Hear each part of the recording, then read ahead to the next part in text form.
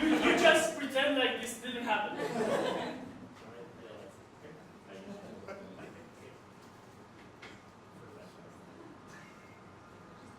Since the beginning of time, the mysterious entity known as improvisational comedy has puzzled even the universe's greatest minds. Tonight, however, we finally study it. This is In the Lab with Double XL.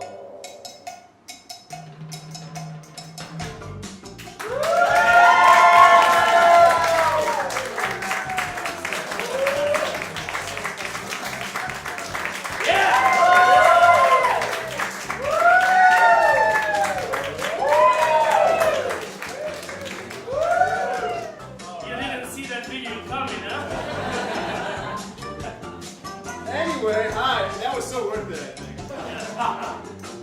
And now it goes to the next slide. Oh, that's beautiful. This is like the power of technology. Bluetooth mouse. Anyway, welcome to In the Lab. We are Double XL. I'm Trevor, and this is I'm Nacho. Nacho. Yeah. And we have a really, very exciting show tonight.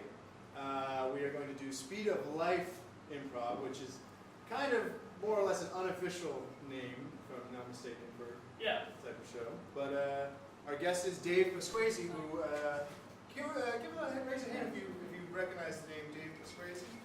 Cool, very cool. A solid 3/4, Yeah. 2/3. Yeah. So basically, this is In the Lab. For those who haven't seen the show before, it's where we talk about different improv formats, and there are many of these in the world. Some depicted by this beautiful poster by Macro. And as Trevor said, today we will concentrate on the Speed of Life format. And I totally skipped ahead. I don't know the slideshow. Most certainly no. So one of the things we try to do also, like not only perform this form and try to get somebody who explains that form, we try to ourselves from a scientific perspective, since we are in the lab. If you haven't seen all the bubbles and test tubes and the stills, and the computers like, with the wires and jacks, and then like rats broken running BNC around. cables. Yeah, Yeah, so basically, snack table. okay, there. I think that's enough. So we try to also present this concept for you guys in a scientific way. So, first part of the scientific description is the definition.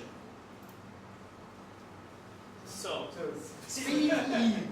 speed. The rate at which someone or something moves or operates or is able to move or operate. It's pretty scientific sounding, if you ask me. Yeah, that makes sense. It was the most scientific definition we could find, which is also like we go to now the most scientific definition we could find for life. Life. Which is the period from birth to death. Pans out. Like we still don't know if that's life, but it's a pretty solid and concise definition of it. So, what is actually the speed of life, right? What is it? Like we can try to scientifically measure what is the rate at which humans do things in life, in their normal speed. So we can do this for several things. So we can start. You want to guess what is in the PowerPoint first? Let's start with give me heart rate. Heart rate. Yeah, there we go.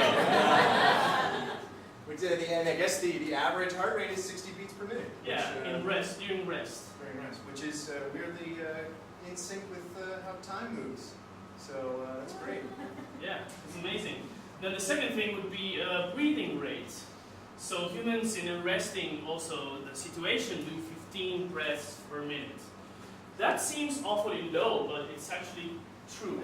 Yeah, I wonder what, I don't know what specimens they were examining in this, but I think I breathe a lot more. And I think my heart rate is generally much higher than 60 per minute.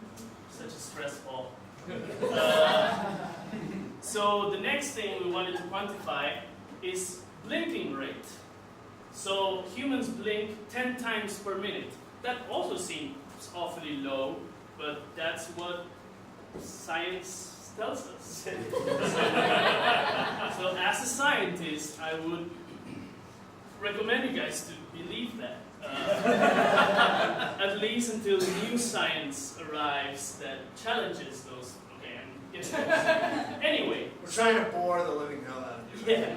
So the fourth thing that we want to do is urination rate. Humans urinate 6 times per day.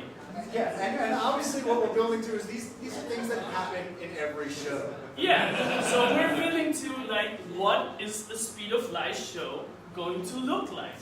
So what happens in one Speed of Light show? Let's say in 45 minutes of a show. So you should have 60 times 45 heartbeats per player. Okay. I can do the math on this one. That one's Yeah, I think the audience should actually count these, like, while we do the show. sure. Yeah, why not? Then breaths would be 15 times 45. You're probably wondering why we didn't just give you the number. See, you gotta keep training that brain, you know. It's an important thing. It's almost as if this is like a pseudoscience that we don't really know anything about. Just barely almost. Important, blinks. This is the hardest to count. It would be like 450. This was an easy math because it was 10 blinks. The other Times ones, 45 minutes. The other ones, I needed a calculator, so I didn't do that. And I'm the scientist here. And the last thing, which is we propose, this is a very important thing, is that we should have 0.2 urinations per player. So that means that if it's a one-player show, one show every 5 should have the player going to pee. And if it's a 2-player show, once every 2.5 shows, there should be a player going to pee. We're not going to reproduce that. Don't hold us accountable. although statistically speaking, this is show number 4, so I don't know what's going to happen. Yeah, well, it's might happen. Might be the time. So this is like how humans move and operate, what the rate of operation of human beings, and that's what we want to put on the stage. But there's another aspect to improvising at the speed of light, which is the aspect of improvising, right? That's right. You want to take over this? Yeah, and so this is what's going on. This is what's going on in your heads, guys, like when you're up here and you're improvising. As you can tell, it's like really, like you got to be in the moment, and there's like a lot going on. There's things coming into your brain and then out of your mouth, and like into your mouth from someone else, then like around your ear, then in your brain. Like, so you got to be careful because it's really dangerous at a certain point, you know. Yeah. It's complicated, but it's actually even more complicated than that. And this is mine. So it's not only a direct thing where you're just producing a speech and then your vocal cords are producing the sound and then somebody listens to it, but you're also listening to yourself, so you have an auditory feedback that is being compared to the linguistic representation of what you were trying to produce vocally. So it's a bit complicated. Even more complicated. Yeah, and I concur with everything that you just said. It's all accurate. Exactly. And another thing that we figured out doing this presentation is that it's even more complicated than that. So actually, this is a chart. This is like real science, guys. Like, this is a recent review on the processing of language in the brain, and so this is a timeline of how the auditory information is processed into language information. So it has to go through different parts of the brain to get to a point where you have a semantic understanding about what is being said. So this takes in order of 1 second actually per phrase to actually have an understanding of what is being said. And this is a very strong determinant of the speed at which we will improvise. And this I have to say is where the funny happens right there. when you get to the left front of the land, that Exactly, Trevor. You got it right. It's actually where there is semantic integration and morphosyntactic information being computed. That's right. That's absolutely right. So basically, we said that it's very complicated, but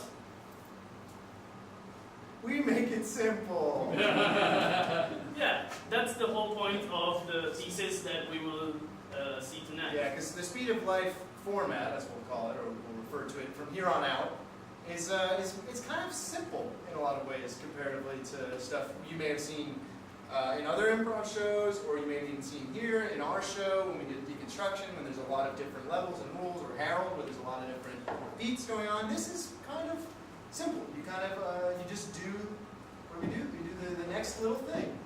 That's all you do.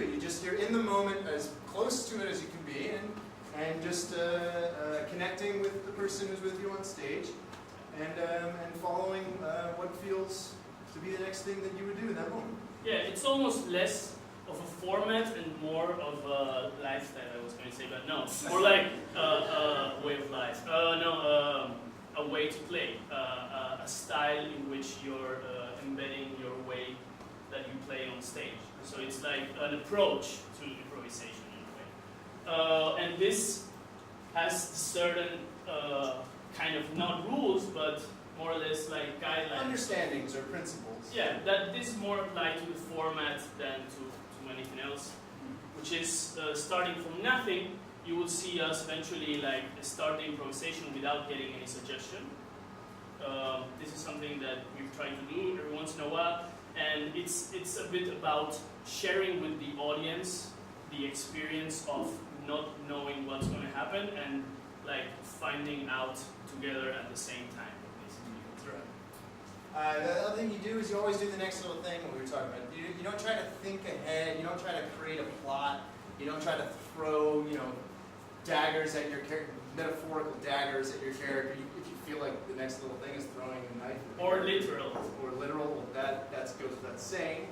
But you're always looking to just exist in the moment and try to occupy that space as whatever character you find yourself playing in that moment. Exactly, and another of the tenets is that you want to discover everything that happens, like not invent something that happens. So you go forward and react in the moment and every minute by defining your next move based upon all the things that have happened in the past. Like driving forward while looking in a rear view mirror, basically. Which one are we at now? Portray. Portray a slice of time in a given world at real speed. So this one is sort of, and this will be a really interesting area, I think, to talk to our guest about, because what TJ and Dave like to do is they like to almost occupy characters in a world as if it's already happening on stage and they're just kind of jumping into it. So in this sense, the show feels like it's happening in real time, and it feels like it's just a slice of life from the characters that you're about to discover, without any preconceptions. Yeah, you start doing a show that already existed and invade this space-time that already existed somewhere. And in that sense, they never jump dramatically in time from location to, the past or the future. Sometimes you might find yourself jumping a few moments ahead in time just to make it a little more interesting, rather than seeing a character pretend to walk down a city street to get into a different building.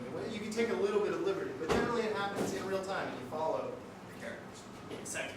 So with that, we would like to introduce a bit our tonight's expert. Tonight's expert, as Trevor already anticipated at the beginning of the show when he didn't know how the PowerPoint was supposed to go, was David Pasquesi. So David is a veteran performer. He played and learned in I.O. Chicago, in Annoyance Theater, and also worked at Second City. And he studied under Adult Close in the 80s. He was part of the first Harold team of I.O., which was Baron's Barracuda, which is depicted in this picture here. And so in a lot of ways, he's part of the framework of that community that has sort of birthed the improv movement as it's kind of blossomed into today. So he's a big player in that sort of field. And you might also recognize him from different film and TV credits. He was in Groundhog Day, and most recently he was in Veep, playing, if anyone is familiar with the show, he plays the ex-husband of Selena Meyer. So anyway, next. He most famously performs with T.J. Jagodowski as part of the show T.J. and Dave, which I think a lot of people are probably familiar with because I know that Chris and Noah, who teach with Hive here, they love to bring what T.J. and Dave do into the classroom. They show the videos. They have a web series on Vimeo, which is 8 of their performances. And these guys have been performing since 2002, just the 2 of them, and doing this exact style of improv. And they're the only ones. They're like kind of the top of the game. Yeah, they have written. They have a documentary. They have a Vimeo series, which you can see like 8 shows of them. 8 shows of them from them. Just said. You didn't talk about the book. The book, and they wrote a book. Ah, I got you there. Yeah. Whoa. Got me. Oh, the singer. Oh, we got me. They also have a book in which they go into extreme detail about their philosophy and performance and what they do and what they developed. So if tonight you find what Dave has to say really interesting, you should get the book because it's going to get way more in depth than we will have time to do. Yeah, it's a very nice book to read also because it's almost like having a conversation with them. It's written like in a conversational way between Pam Victor, T.J. Jagodowski, and Dave Pasquesi. So it's like being a fly in the room while they are talking about their mantras for improvisation. So, without further ado then, we without will further ado, connect to our guest via the super powerful technology of Skype. Okay, let's do another try. just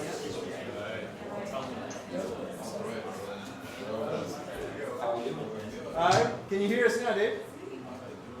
Yeah, look at me when you say that. Can you hear us?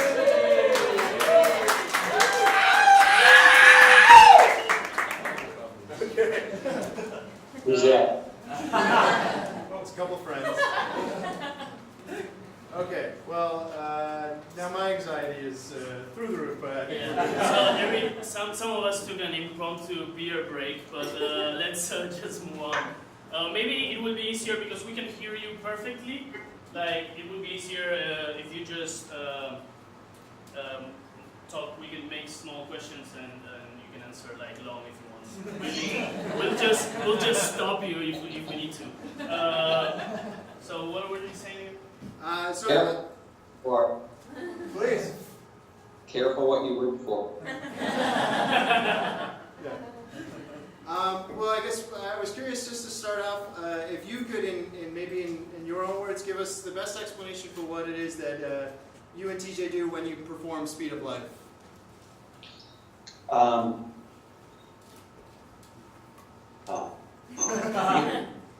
First of all, just the term speed of life is because people were talking about. Can you hear me? Okay.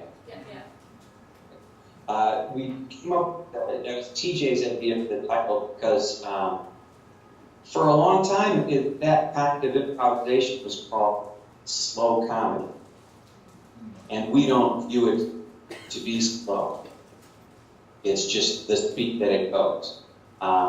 It's just not artificially fast. So we it had that term slow comedy, but I don't know that we necessarily agree with that. So what we're doing, I think, is just responding honestly moment to moment without any artifice, without any artificial speed, artificial story, artificial relationship. So trying to make it artificial, but just moment to moment to moment. That's it. So I think what we're doing, what we're attempting to do is pay attention very closely. So one of the things that is very intriguing from, I have never seen a live show, but I've seen the video series and the documentary. One of the most intriguing things It's Wait a second. Pause. You've never seen our show? I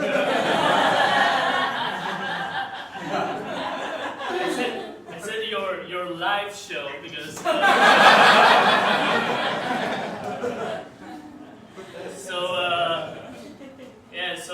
sadly I was raised in South America, which is a bit far away. So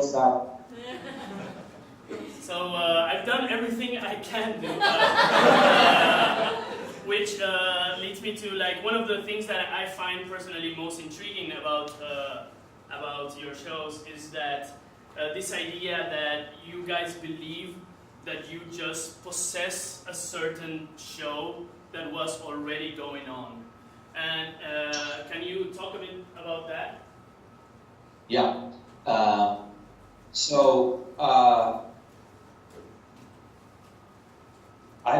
It's our belief that, we view it as our job to uncover or discover what is already what scene we're walking into, rather than what we can make.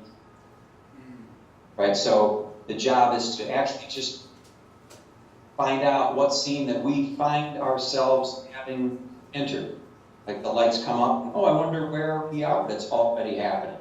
You know, what piece of life is this that we find ourselves on? Like, all of a sudden we just become conscious and we're in a completely different world and we're in someone else's body. And all the clues are around to figure out who it is. But it's not, you view it as not our manufacturing a scene, but our uncovering a scene. And it might look exactly the same from the outside to an audience or something like that, but it's very different for us. It's just a different approach than I hear most people talk about this. You know, a lot of times you think, oh, that'd be funny if I were, but we don't think that way. We think like, who am I? Well, by the way they're looking at me, I can tell I'm a frightening person. You know, it's like, okay, so now I have that information. So it's just, again, it's really just paying really close attention to everything. The way I learn about me by paying attention to them. Yeah, so that leads me to a question about a couple of concepts that you introduce in your book, which are the concepts of heat and weight. There are some improvisers in the room. Can we get a shout from improvisers? So it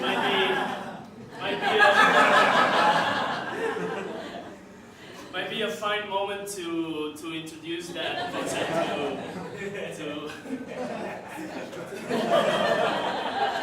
to some of them, or yeah. So yeah, what is that? What is heat and weight? Read the book.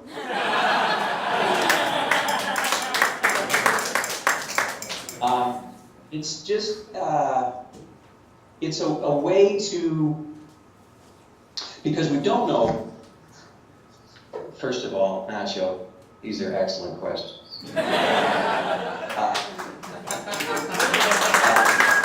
Thank you. I have to warn you though that So at some point we would make a question that is not a question. It happens all the time. So building on that idea of we don't know where we are, we don't know who we are, we don't know what the scene is. So that's the job, is to try to figure out what it is. And that sounds like an impossible task. Because it could be anywhere, you know, the possibilities are infinite, literally infinite. It don't even have to be a human being or a sentient being. Who knows? Maybe I'm a rock. You know, I just don't know what it is. But almost immediately, the possibilities decrease, right? Like at first, it could be anything, right? But then I see how they're looking at me, and I'm probably a human. And I see how they're looking at me. Oh, I'm not, he's not running away from me, so he's not terribly frightened of me. They decrease, and so gets us to about that far very quickly, and then the rest of the time is doing this last little bit. So I hope my visual aids were helpful. Amazing. So the heat and weight is the way we determine those things. Like the heat, it's just, these are terms that that TJ used to describe the thing that we're already doing, right? And so these are the kinds of things we're looking for. The heat of the relationship and the weight of the situation, right? Is this, are these people great friends, vicious enemies? Those often look similar. And so you won't hear us talking about titles of relationship. That's a very different thing. That father-son, we don't care about that. Brothers, we don't care about that. Because that doesn't tell us anything about the nature of that relationship. It's the title, doctor-patient. We don't. Lovers is more helpful. Sworn enemies, that's very helpful. But the other titles are not as helpful. And that's mostly the reason that we improvise the way we improvise is because we find it most helpful to improvising successfully. I don't know if that's the right term, but without humiliating ourselves. I think that's the goal. And we don't always hit it, right? But that's the goal, to not humiliate yourself. And that's the reason. So, about heat and weight, so that's just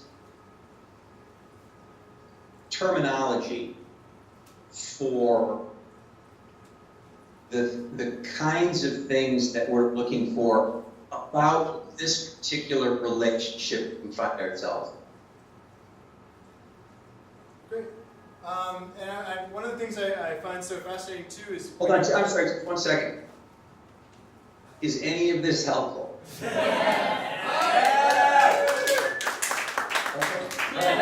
Because we'll do something else otherwise. But anyway, so one of the things I find so fascinating is that what you just described is something that's happening at the beginning of your show in a matter of, a few seconds, in a moment. And do you ever feel as though you misread it and it affects you for the rest of the show? Or do you feel that as soon as you make just the smallest discovery, you guys are able to build a whole world from that and put on, a full show? Both. When we rehearse, we rehearse the beginning because that's the most important part for our show. Because we can't discard anything and start over. So if a mistake is made, we have to live with that mistake for the next hour. And that's, so we're,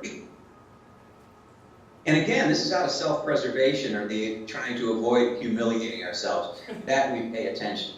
That's, we don't have a gun to our head. We have something worse. So if we lose it, if we don't get it at the beginning, we never seem to be able to catch up to it. It doesn't happen as often anymore, but you were right on both counts. If you don't get it at the beginning, you're fucked for the rest of the time. And when you do get it at the beginning, it's the easiest thing in the world. So I think it's, you were mentioning how you're trying to narrow these possibilities, and I think this is something that humans human brains have to do all the time in general. Like in social context, they have to figure out who's friend and who's foe, right? Hold on a second. Could you go and talk slower for me? I'm having a hard time here. I was just actually reaffirming my own beliefs. That you have captured in a way the essence of like human social behavior in theater in a way, because you, by narrowing down these possibilities, you're just behaving like any normal human would do when they're faced with somebody that they know or don't know, and they have to like tell like who they are, if they're friend or foe, what's their state, emotional state, and all these other things. So like, and when one of those, to do this, you have to gather as much information as possible, and that's coming to the concept of attention. That is something that you emphasize a lot.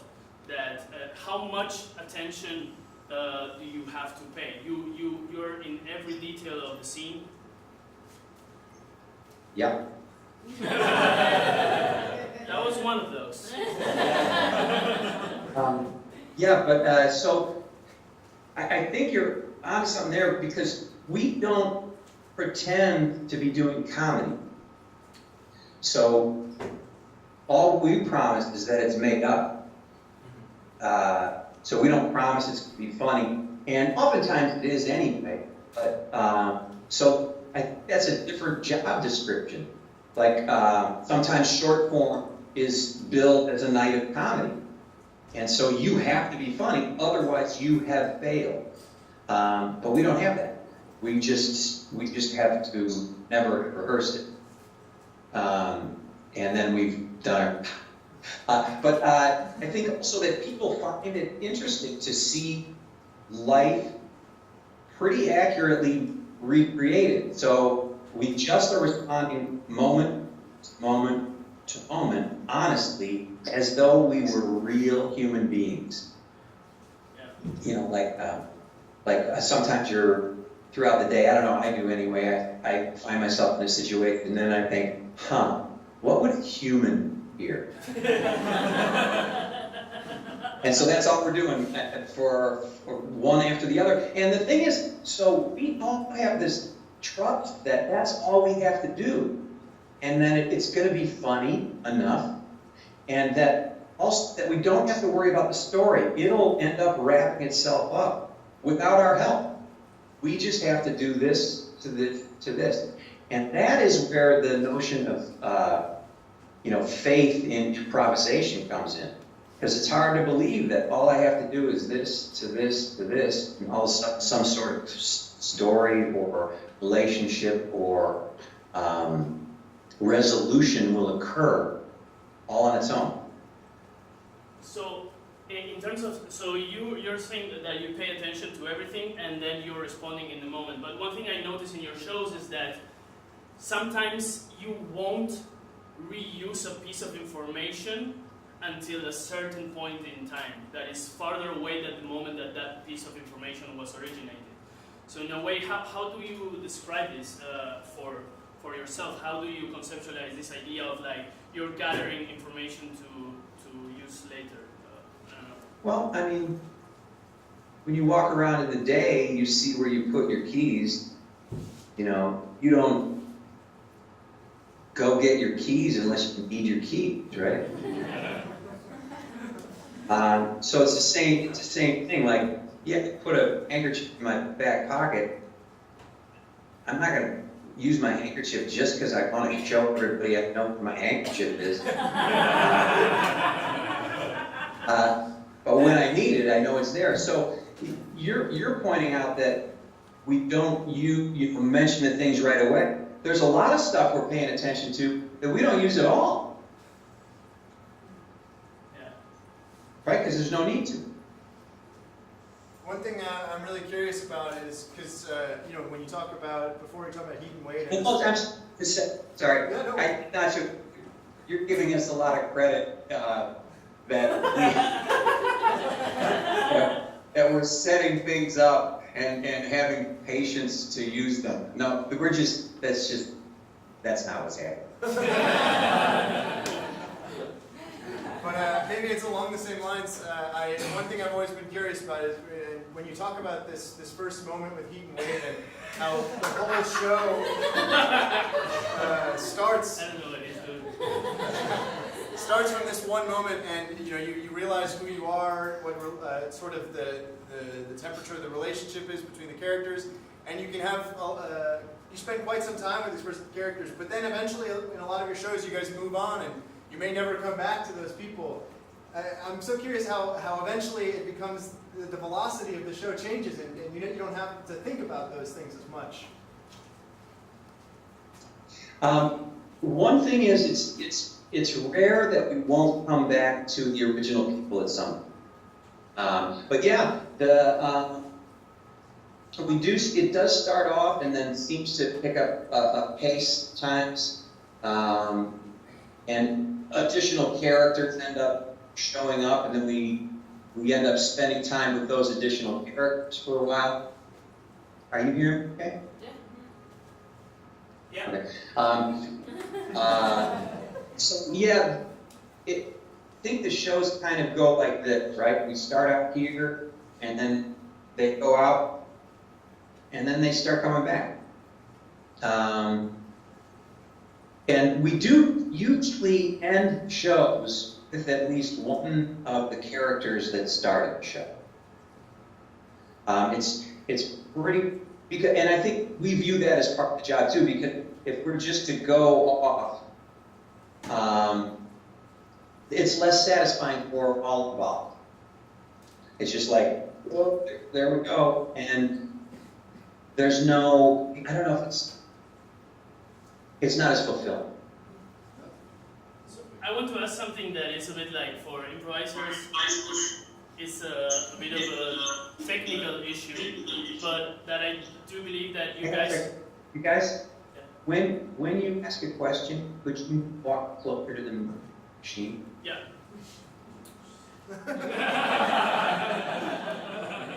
Sexy fucking walk.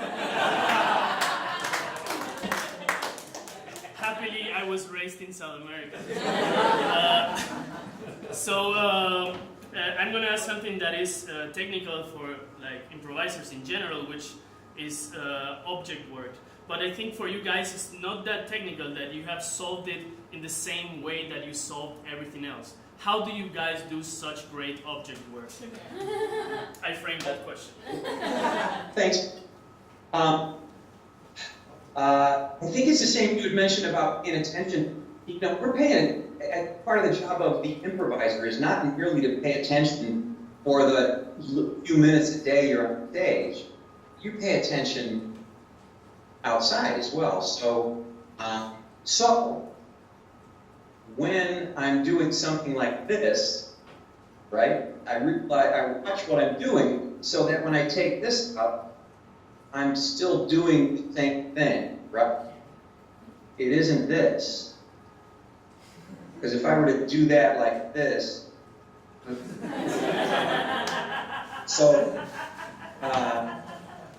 right, everybody puts their thumb on their chin when they improvise drinking.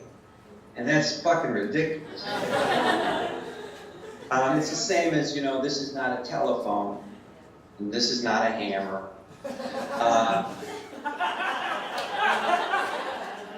It's because here's one of the reasons that I find it very important. I mean, we don't want to make a big deal out of it. The other side of it is the mime version. Who, have you ever seen a mime peel a banana?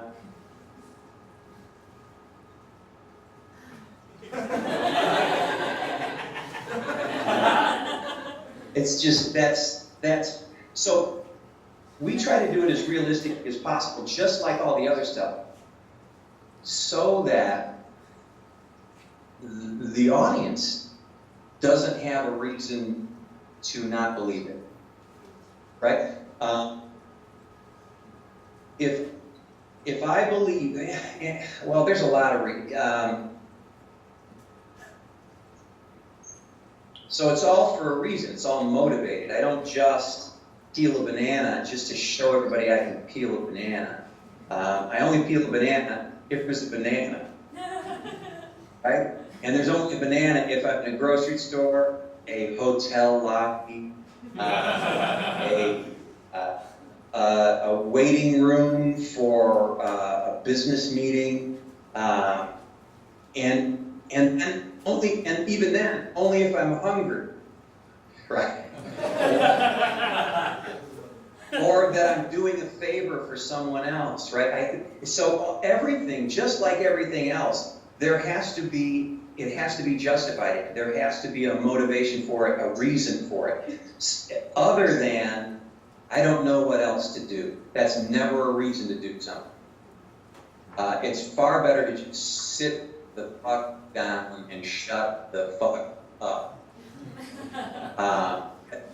That is, I think, an option that is not used enough by improvisers. We think that we have to fill every silence with chat. So, object work. As believable as possible when it's required. One other thing, and I have a feeling you might tell me to read the book again, but one thing that I find so fascinating that you guys The book? Oh, yeah. I've read it. Me too! That wasn't the question.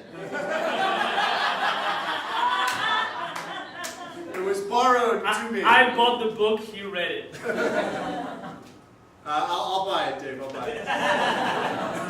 Thank you. I bought the Vimeo series, if that means anything. It does help. But one thing I find so fascinating is you guys can play a whole spectrum of characters across ages and whatnot. And I think that one of the things. Get in there. Oh, okay. And one of the so I was saying you guys play a whole spectrum of characters across ages, nationalities, whatever. And I think that genders, of course, and you guys do it with this ability to never seem too far from yourself. And in your book, you call it a thin veil. And can you talk a little bit about that? Yeah. Some of that is all. So Dell used to talk about the idea of playing characters,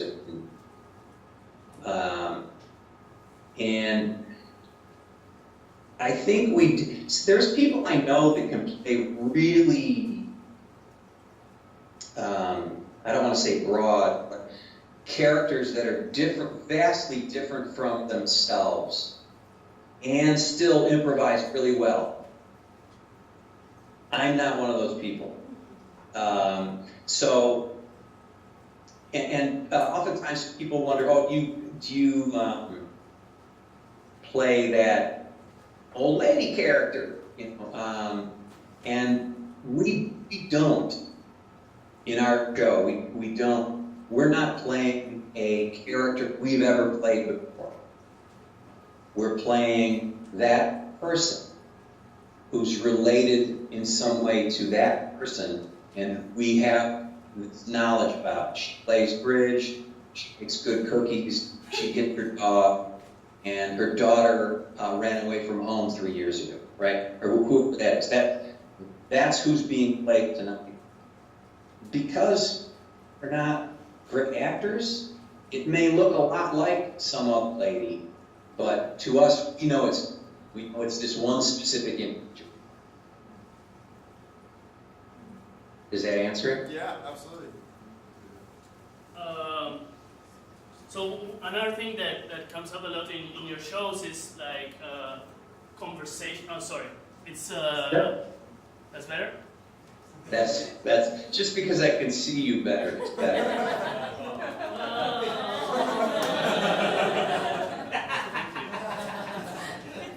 I'm blushing.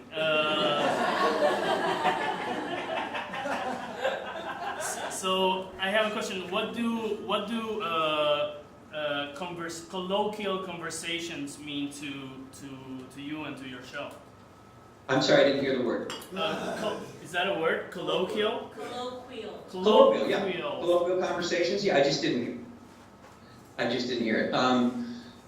Just just ordinary pedestrian conversation, you mean? Just ordinary nonsense conversation? Yeah, I mean, sometimes you you're having a normal human being conversation, and you focus on certain things, concepts, or words that come up. Is something going on that I'm not aware of?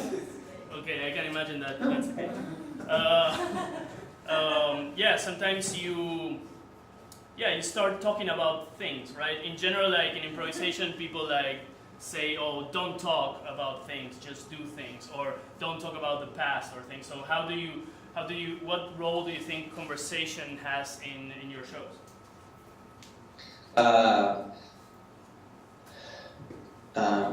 Most of the way, I think, I'm pretty sure, most of the way that people communicate is through conversation.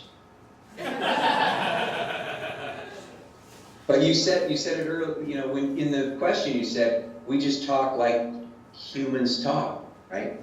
And that's what we're doing. And now there's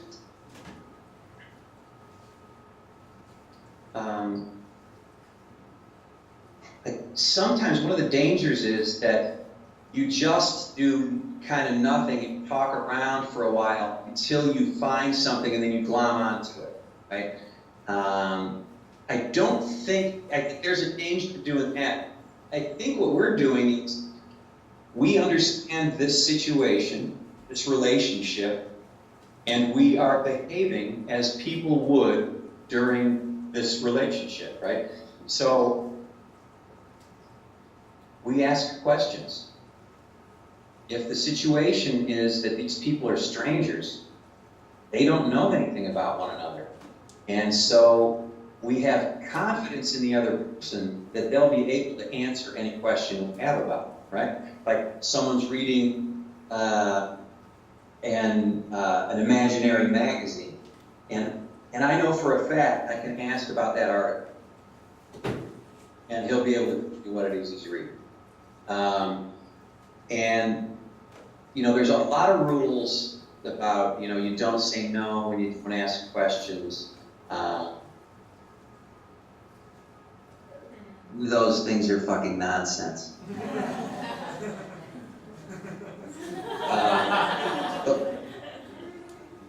Those things were even in the beginning. Those are called the kitchen rules, and those were just noticed. Those were observations, not rules. When they were, hey, these scenes seem to go well. These things tended to happen during the scenes that went well, right? It's not a recipe for a good scene. You can do a scene that follows all the rules, and you can do a fascinating scenes that breaks every rule. But one of the things that I think is most important, or that is not a rule, I guess it is. Yeah, it's beyond a rule, right? It's we can't deny anything that's been established, right? And that's different from saying the word yes. Sometimes if we've established something to be true, my response is going to be no, because I believe this situation to be true. Like, here's you've created a fire. Okay, that's true. You tell me to jump in the fire. Go fuck yourself. That is agreeing to the truth of the situation. I will go for it. Really, if any chance I could just say go fuck yourself by me. That's cool. Should we open up for questions from the audience? Somebody have a question? Anyone have any question? Yeah. You gotta come on up. Come on up and tell us the... Hello. How do you rehearsal? How do you rehearsal to do this great jobs, these great songs? Did you get it? Did you get it, or should I translate from Spanish to Spanglish? Tell him again. So he asked, how do you rehearse to be able to do such a great job? That's what he said? Yes. Well, thank you. The rehearsal is just, as I said, specifically for TJ and Dave's show, we get together and we start a show, or we start. There's no one else in the room, so it's not really a show. And we only go for about 10 minutes, and then we stop. And then we go over and make sure that we understood the facts of the relationship, the tenor, the heat and weight, right? And the idea. So also there's other stuff.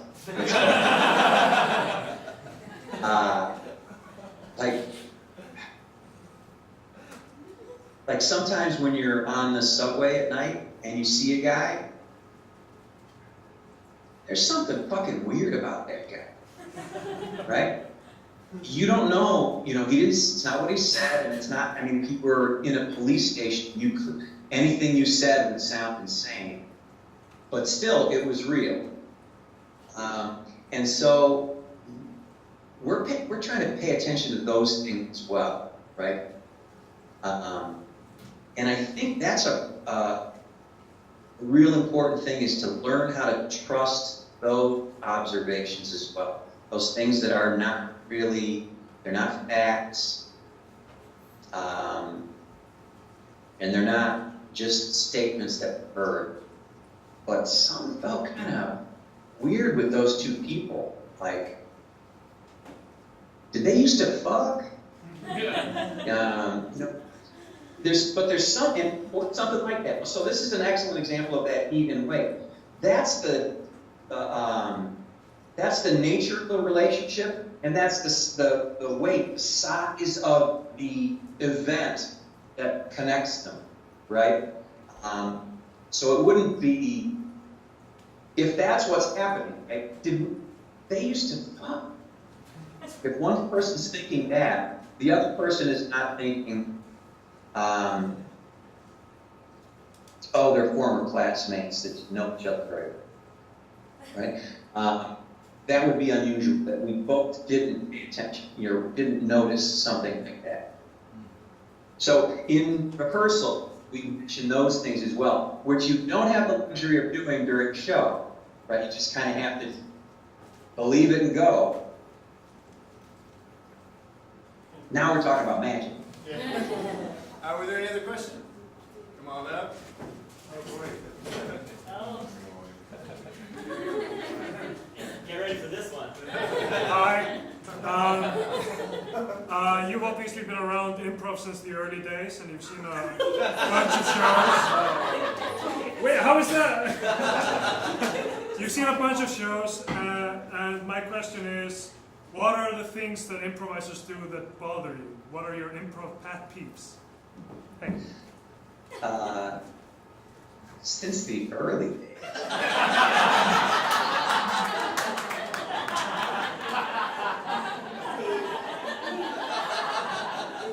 Am I wrong?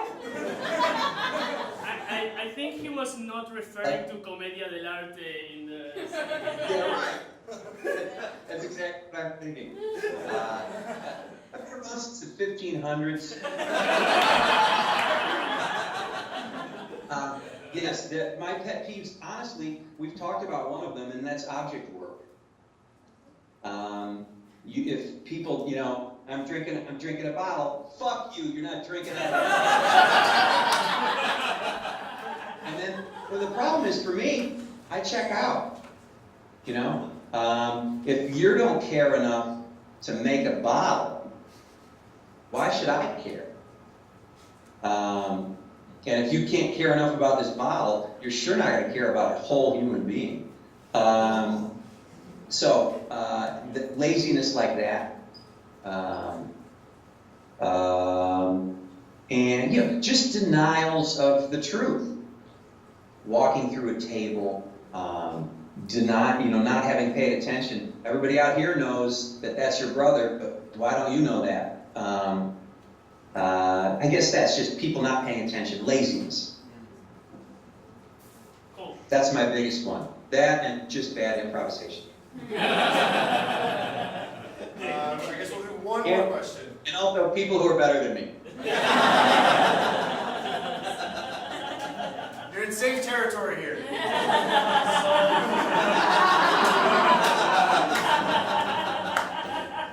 I believe Chris has the last question.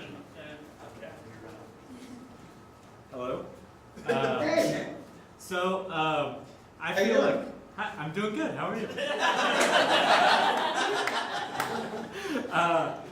I feel like in real life, in conversation, and in your improv, and even in your scripted work. Say when I would watch you on an episode of Veep, I feel like you command tempo in a way that's unique, and in particular, you're willing to really slow down the tempo, and you might just gaze at Julia Louis-Dreyfus for a while.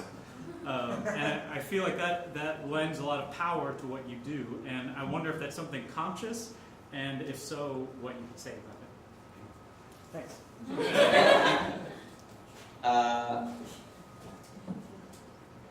So I've not trained as an actor or anything like that. My experience is improvisation. And then after I love improvisation, and after I've been doing that for a while, I started doing plays, started doing other stuff. So that's my background, that's my only training. And I remember one of the first jobs I got in a play, the director told me that the reason I got the job was because of how I listened during the audition. Right?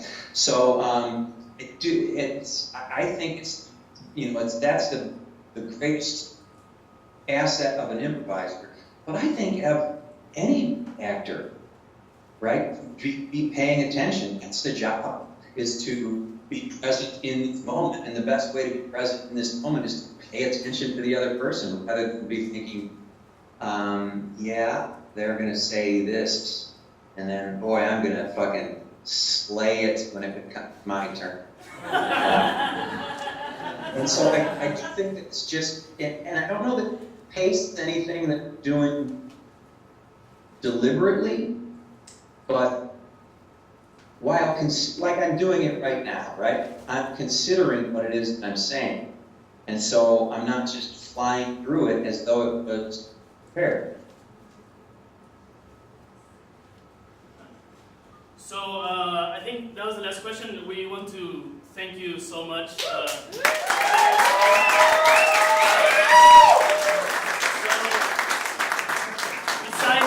Besides the aforementioned book that you guys should buy and watch the Vimeo series, watch Trust Us, Veep, etc., do you have anything else you want to tell us, or? You might enjoy a little. Those are all great. Thank you. There's a little web series called TheGraveyardShow.com. Yeah. That you might. That one's totally free. You might just enjoy it. Okay. That's from me to you. So thank you again, David. See you all in person one day.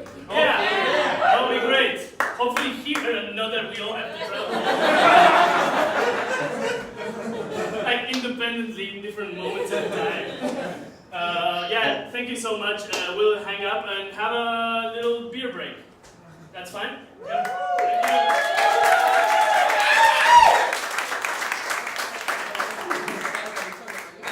Thank you. Small beer break. Give it up for technology.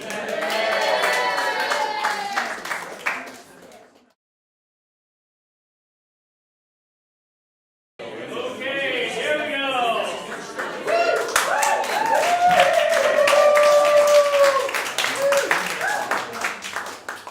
for sticking around. Yeah. So, yeah, that was unbelievably tough act to follow.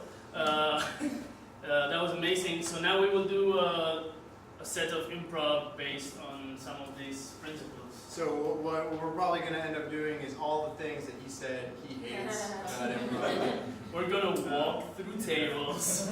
We're gonna peel bananas just to peel bananas, and yeah, and other stuff. No, we're going to try our best. We're going to try our Yeah. best. So yeah.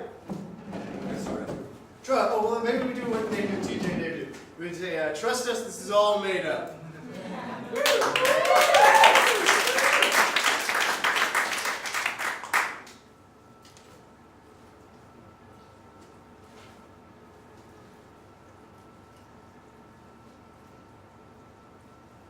Your guess is as good as mine. It's unbelievable, huh? Yeah. Yeah.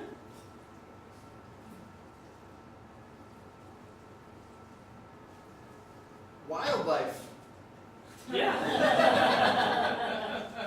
Yeah. Hell if I know what kind of bird it was, but if I can identify that it was a bird at least. Well, yeah. I would expect you to do so, right? It's flying, has feathers. You never know. Yeah. I think with birds you kind of know. That is amazing, huh? There's a lot of What stuff. were they doing? Well, maybe it's mating season. Yeah, but that doesn't look like mating to me. I mean, I don't know. Well, I'm not a bird. No. I'm not. You're not an expert either. Yeah, well, that's true. Yeah.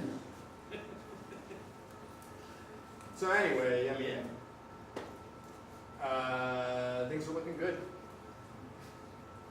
You know, I say with the house, whatnot, everything's in That's order. good. Yeah, yeah. That's good. It's coming up. I mean, I see like when it was just foundations, like I was starting to get worried, but now that I see like it's slowly growing. Yeah.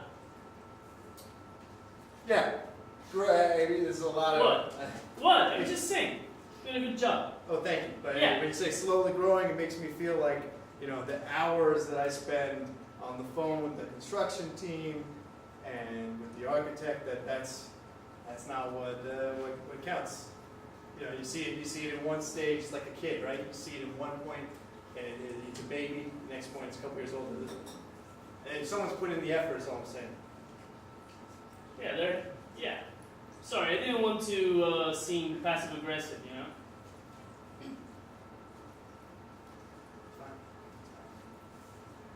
Yeah, that's fine.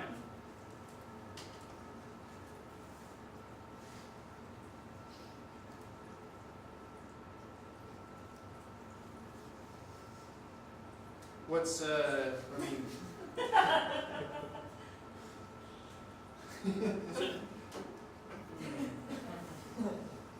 So do I'm you- sorry. Yeah. It's okay, man. It's my fault. No, Yeah. it's me. I'm agitated. I apologize.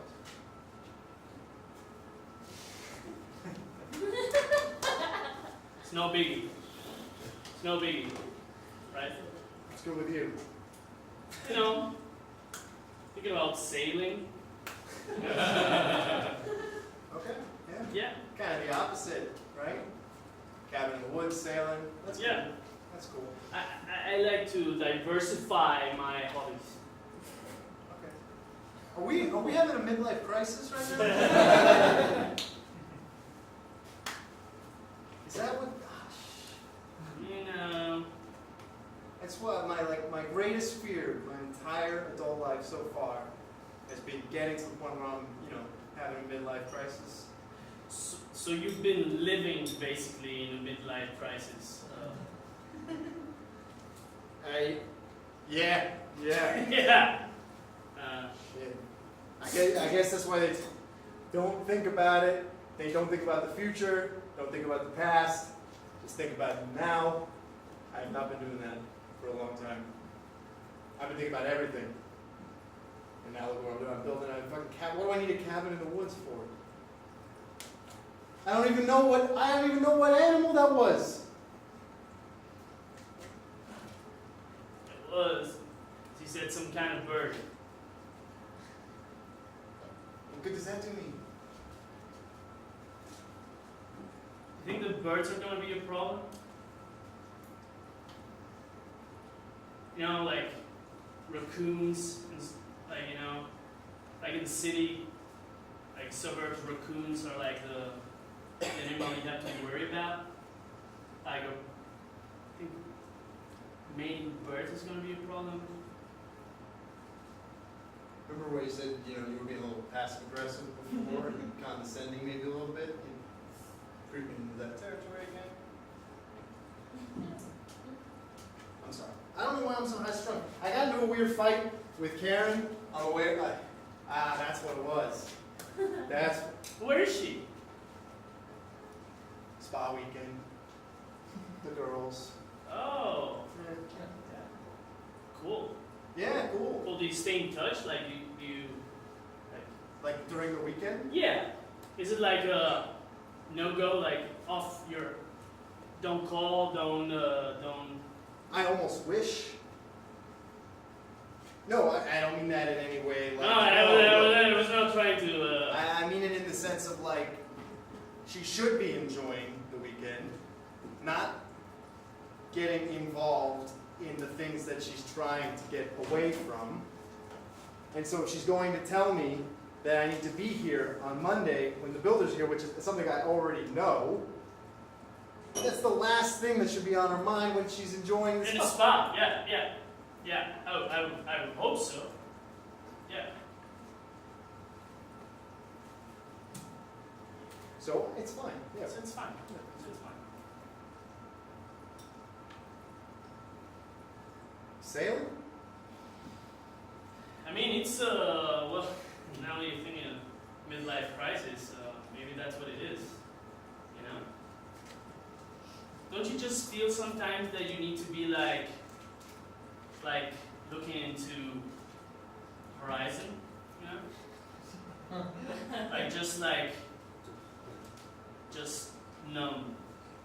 Just like, yeah, just no feeling, like connecting with the place, but just like looking like there's nothing there to see, you know? Just like empty space, just empty fucking space, everywhere you look. Yeah. Yeah. Yeah. That could be nice. No self-service. Self-service.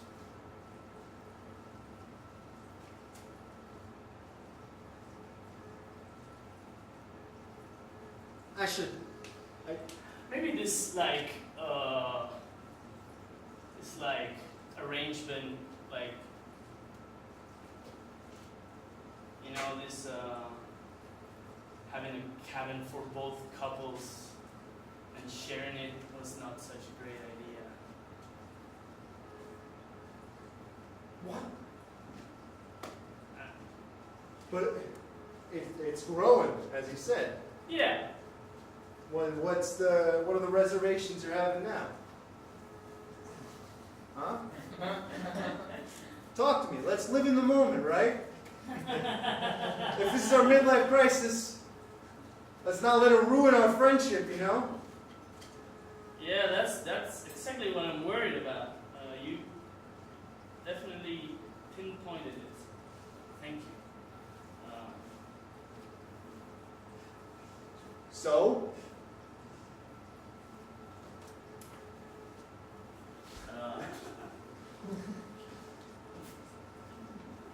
Just talk to me. What's going on?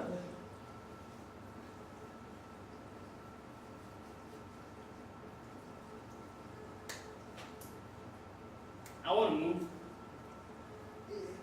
No, I want to disappear from this planet. Like, change identity, take a sailboat, see where it leads. Like, okay, I don't want to leave you, Sarah, hanging as a burden.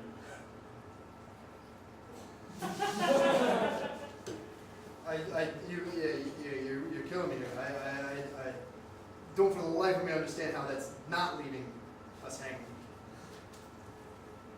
5 months ago, I bought a sailboat. 4 months ago, I hired a captain.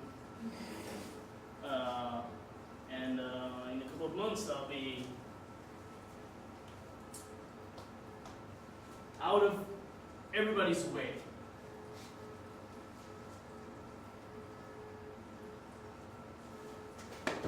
Fuck you. Fuck you, man. I'm not happy for you at all. Is it? You did that a long time ago. That's a lot of time. A couple of months in planning. Yeah. Oh. Okay. Excuse me. What should I tell her?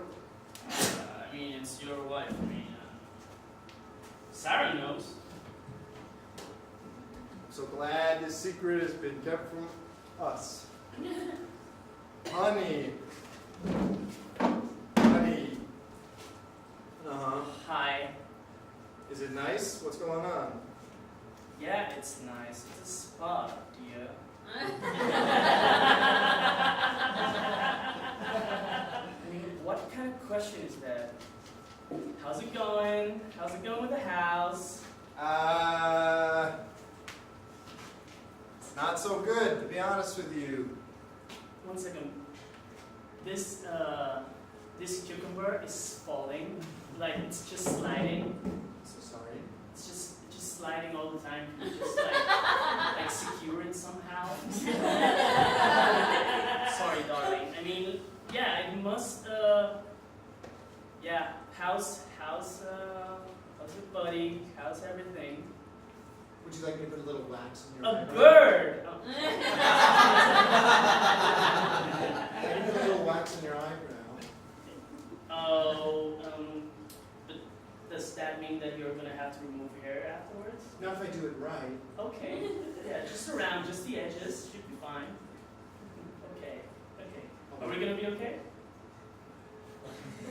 So birds. Okay. Yeah, who knows how they mate? I mean, like. I'm sorry. Yes. I'm sorry, securing the cucumber. It's not really well secured. Like, I'm actually able to look at you. I shouldn't be able to look at you if I had cucumbers on my eyes. I Do you understand that? I understand. You understand that? That's problematic. Yeah. It didn't solve the problem. Okay. I'll give you some time. I'm sorry. I'm sorry. What the fuck is going on there? It's a logistical thing. It's logistic with the fruits. You wouldn't get it, baby. You wouldn't get it. Okay. So what's up? It's where I'm gonna just talk to you for a minute. we're gonna be 2, not 4. You know? What do you mean to? And it's our cabin. Sarah and Dave are going sailing. You're going sailing? That's an understatement, actually. They'll They're come back. They'll should be fine. Like, you don't have to worry about everything. It's none of your business what they do with their vacations. Okay? It's not a vacation. They're leaving, going off the grid. The grid. Yeah, they hired. How the fuck can you afford that? It's just a captain, man. Single person can sail a small ship. Small ship. Yeah, but I guess, how can you afford that? Point is, deliver the message, right? and keep enjoying. Okay. Yeah, I guess I'll try. Love you, honey. It's,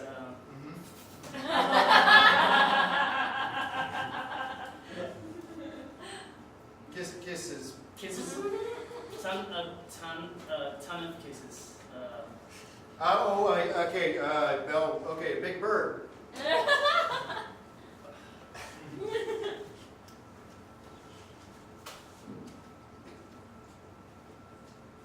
It's just, it should be good now.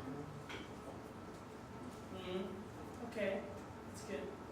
But you know, you've kind of ruined like the relaxation environment. Like I feel a bit like on edge. Could you like play some music, some woodwinds? It's very well. Okay.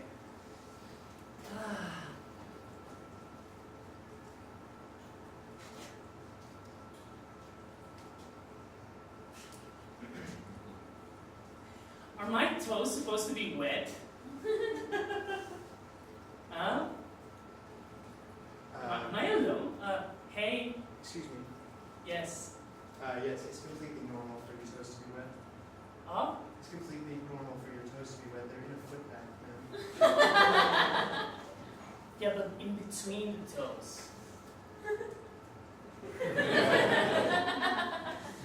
Okay, I'll take that as a. Okay.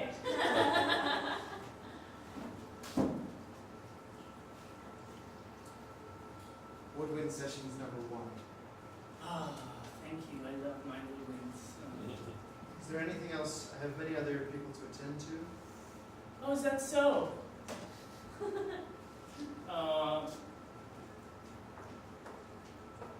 don't know. I just Let me don't know want- if you need me. Yeah, I don't want to be left alone.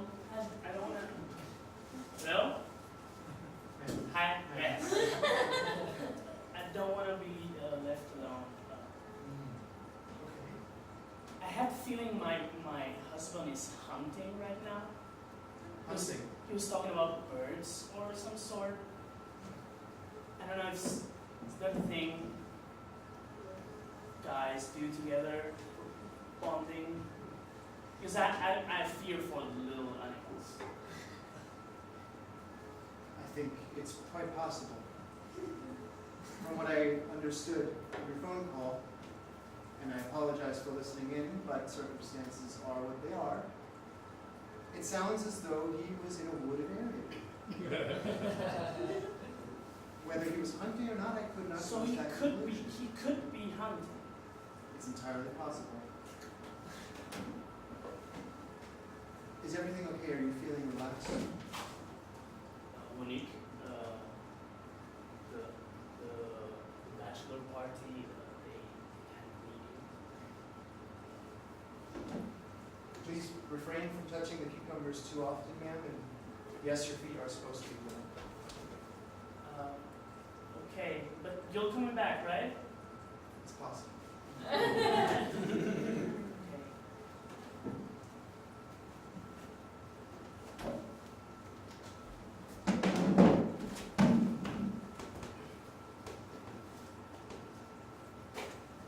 Hi, I'm Monique. I represent Clearwater Spas. How are you today? I'm doing fine, but the chocolate bath is not for me. I feel it's a bit rancid. If you ask me. Did you guys like? What is dissolving the chocolate right now? Like, what is the main? Source of heat. No, what is the solvent? Is this milk? What type of milk is this? It feels a bit rancid.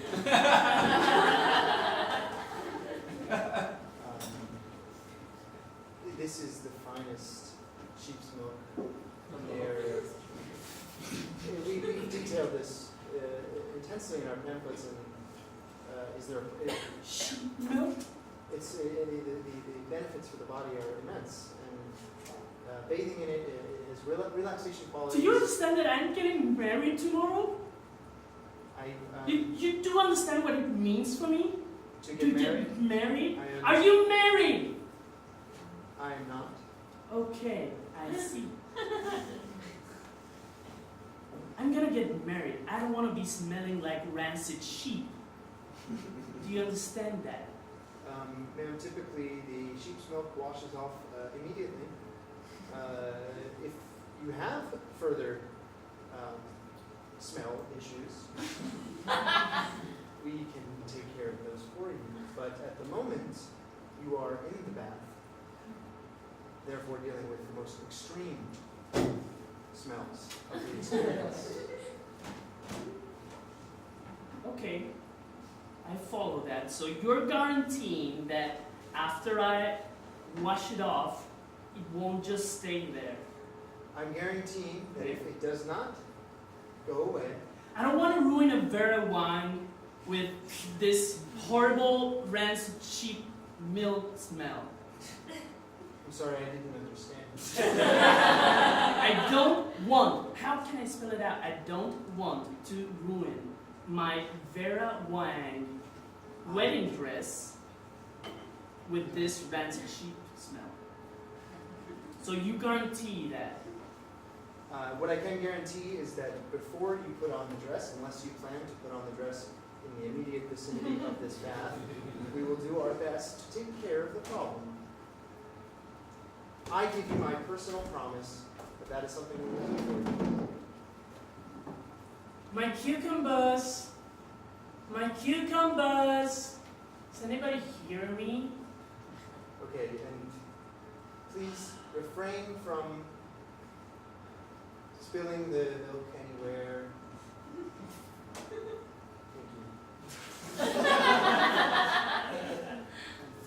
My name is Monique, and I've been with Clearwater Spas for your service. Thank you. Let me know if there's anything else you require. Thank you.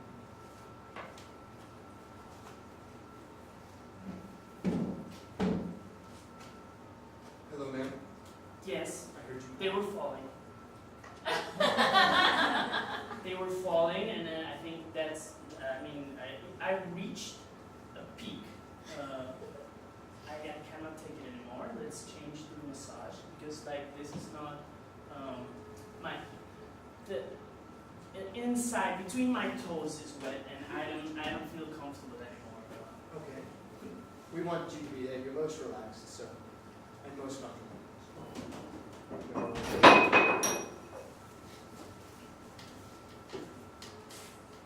Would you like to move to the massage table? Can I finish wiping the wetness off my feet first? Of course. Are you enjoying the woodwinds? The woodwinds are nice. Who makes the collection? It's actually a local band.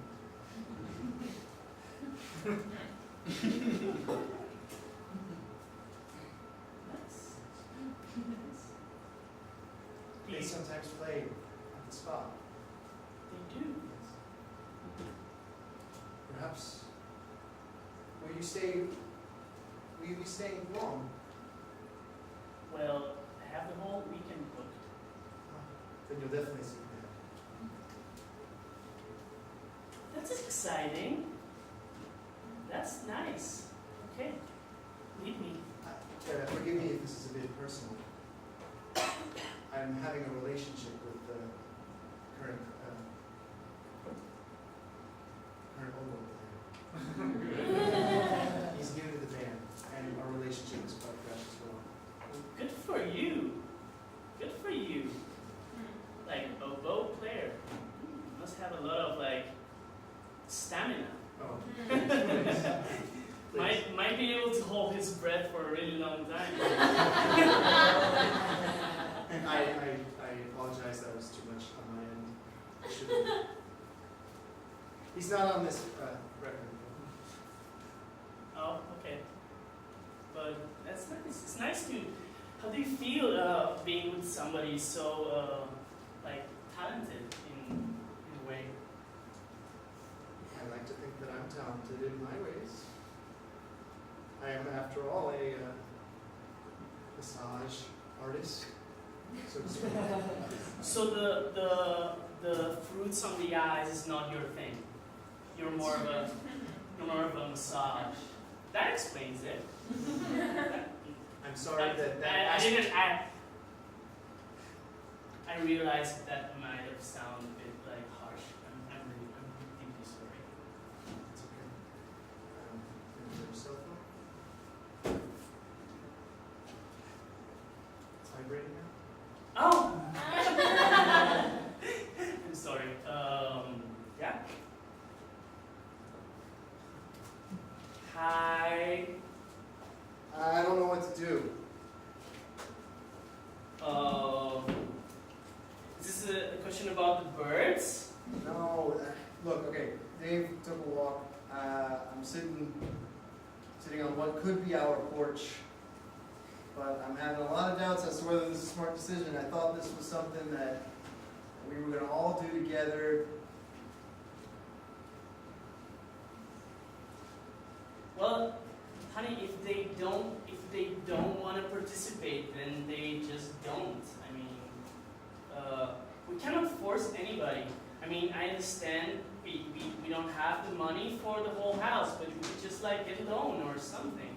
I'm feeling weirdly optimistic. There's such a great woodwind selection in this spot. You cannot leave it. It's amazing. I can hear a little bit of it coming through. But okay, well, I didn't mean to call you back again. You know, distract you from the spa. Okay, so then don't.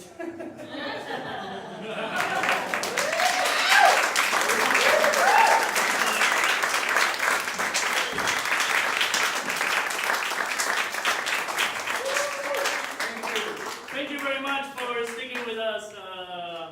That's our show. That's our attempt at the speed of life. Thanks for coming, and follow Double XL on Facebook to stay tuned for the next shows and whoever we bring for the next time. And there's a lot of great shows here. If this is your first time here, there's a show tomorrow night. It's that time of the month. An all-female improvised talk show. It's really funny, and so if you want to check it out, you should. And then there's improv jams every Thursday. Just go to the website. And also, if you wanna learn some improv, including some of the approaches related to what you saw today in the show, there are a couple of courses in Hive Improv. You can go to hiveimprov.com. There's a Truth of the Scene course, which is amazing, with Noah. So yeah, just take courses, come back, watch improv, and... Nacho, are you on any shows next weekend? Oh yeah, okay. I'm on a show next weekend written by a guy who's really amazing and does amazing questions in other people's shows. I'm playing in the Steindor Johnson variety show. Shelf? Yeah, so there's a bit of, there's a bit of sketch, a bit of stand-up, monologue, a bit of everything. It's a variety show, so come to that. That's on the 15th, if I remember correctly. Well, you're the expert. Come check shows, come back, and have a nice evening.